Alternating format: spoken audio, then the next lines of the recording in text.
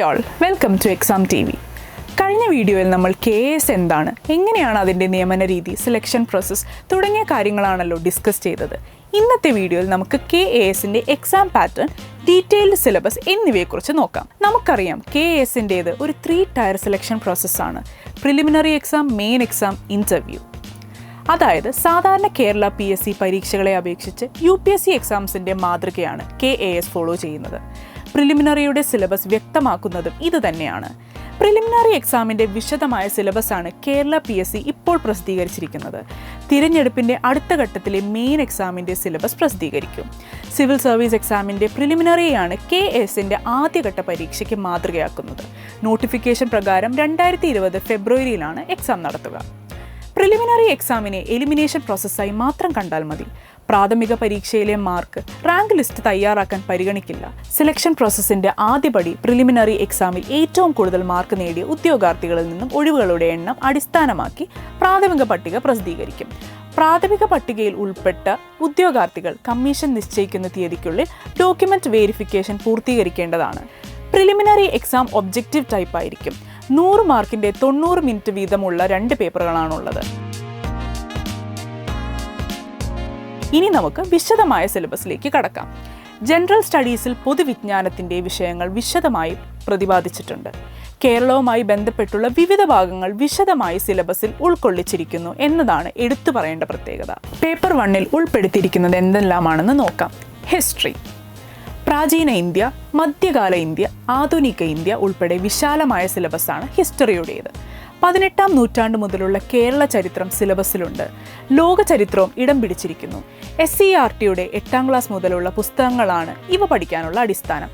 ഇതിനു പുറമെ NCERT +1, +2 ചരിത്ര പുസ്തകങ്ങളും നിർബന്ധമായും റെഫർ ചെയ്തിരിക്കണം. കോൺസ്റ്റിറ്റ്യൂഷൻ, സാമൂഹ്യനീതി, ഭരണനിർവഹണം. സാധാരണ PSC പരീക്ഷകൾക്ക് ചോദിക്കുന്നതിലും കൂടുതൽ ഭാഗങ്ങൾ ഇവിടെ നിന്ന് ഉൾപ്പെടുത്തിയിട്ടുണ്ട്. ഇന്ത്യയുടെ വിദേശ നയം, പഞ്ചായത്ത് രാജ്, മനുഷ്യാവകാശങ്ങൾ എന്നിവ പഠിക്കണം. NCERT +1, +2 ഹിസ്റ്ററി ബുക്കിൽ ഈ പോർഷൻ ഓൾമോസ്റ്റ് കവർ ചെയ്തിട്ടുണ്ട്. കേരളത്തിൻ്റെ സാംസ്കാരിക പൈതൃകം, കേരള സാഹിത്യം, കലാരൂപങ്ങൾ, തീർത്ഥാടന കേന്ദ്രങ്ങൾ, ടൂറിസം, സിനിമ, മലയാളത്തിൻ്റെ ഉത്ഭവവും പരിണാമവും തുടങ്ങിയ വിഷയങ്ങളാണ് ഈ മേഖലയിൽ നിന്ന് വരുന്നത്. ജിയോഗ്രഫി, സൗരയൂഥം മുതൽ പ്രളയം വരെയുള്ള കാര്യങ്ങളാണ് ജിയോഗ്രഫിയിൽ ഉൾപ്പെടുത്തിയിരിക്കുന്നത്. ലോകത്തിൻ്റെയും ഇന്ത്യയുടെയും കേരളത്തിൻ്റെയും ഭൂപ്രകൃതി പ്രത്യേകതകൾ തുടങ്ങിയവ കൂടാതെ കാലാവസ്ഥ, സമുദ്രങ്ങൾ എന്നീ വിഭാഗങ്ങളിൽ നിന്നുള്ള ചോദ്യങ്ങളും വരാം. Reasoning and mental ability, degree level PSC എക്സാംസിൻ്റെ നിലവാരത്തിലുള്ള ക്വസ്റ്റ്യൻസ് ഈ ഭാഗത്തു നിന്ന് പ്രതീക്ഷിക്കാം. മാത്സ് പ്രോബ്ലം ഡെയിലി വർക്കൗട്ട് ചെയ്യുന്നത് വേഗത വർദ്ധിപ്പിക്കാൻ സഹായകരമായിരിക്കും. പ്രീവിയസ് ഇയർ PSC ക്വസ്റ്റ്യൻസ് പരിശീലിക്കുന്നതും നന്നായിരിക്കും. അടുത്തത് പേപ്പർ 2. പേപ്പർ 2-ൽ വരുന്നത് സാമ്പത്തിക ശാസ്ത്രം, ആസൂത്രണം. പേപ്പർ 2-ലെ പ്രധാനപ്പെട്ട ഭാഗമാണിത്. ഇന്ത്യൻ സാമ്പത്തിക ശാസ്ത്രം, കൃഷി, വ്യവസായ മേഖല തുടങ്ങി കേരള വികസന മോഡൽ വരെ സിലബസിലുണ്ട്. Science and technology, science, robotics, artificial intelligence, governance ഉൾപ്പെടെയുള്ള വിഷയങ്ങളാണ് സിലബസിൽ ഉൾപ്പെടുത്തിയിരിക്കുന്നത്. മത്സരാർത്ഥികളുടെ ആനുകാലിക പരിജ്ഞാനം അത്രയധികം ആവശ്യപ്പെടുന്നതിൻ്റെ തെളിവാണിത്. ISRO, DRDO തുടങ്ങിയവയുടെ പ്രവർത്തനങ്ങൾ, എൻവയോൺമെൻറ്റൽ സയൻസ്, ജൈവ വൈവിധ്യം, ബയോടെക്നോളജി തുടങ്ങിയവയും സിലബസിലുണ്ട്. മലയാളം, പേപ്പർ 2-ൽ 30 മാർക്കാണ് മലയാളത്തിന് നൽകിയിരിക്കുന്നത്. വ്യാകരണം, പദാവലി തുടങ്ങിയവ കൂടാതെ ഔദ്യോഗിക ഭാഷാ പദവി എന്ന ഭാഗവും സിലബസിലുണ്ട്. ഇംഗ്ലീഷ്, പേപ്പർ 2-ൽ 20 മാർക്കിൻ്റെ ചോദ്യങ്ങൾ ഇംഗ്ലീഷ് ഭാഗത്ത് നിന്ന് പ്രതീക്ഷിക്കാം. ഡിഗ്രി ലെവൽ PSC എക്സാംസിൻ്റെ സെയിം സിലബസ് തന്നെയാണ് ഇവിടെയും. ഗ്രാമർ സെക്ഷൻ സ്കൂൾ ലെവൽ പഠിച്ചിട്ടുള്ളതായിരിക്കണം, ചോദിക്കാൻ സാധ്യത കൂടുതൽ. വൊക്കാബുലറി സെക്ഷൻ സ്ഥിരമായി പഠിക്കണം. പ്രിലിമിനറി എക്സാം ക്വാളിഫൈ ആകുന്നവർക്കുള്ള നെക്സ്റ്റ് സ്റ്റേജ് സർട്ടിഫിക്കറ്റ് വെരിഫിക്കേഷൻ ആണ്.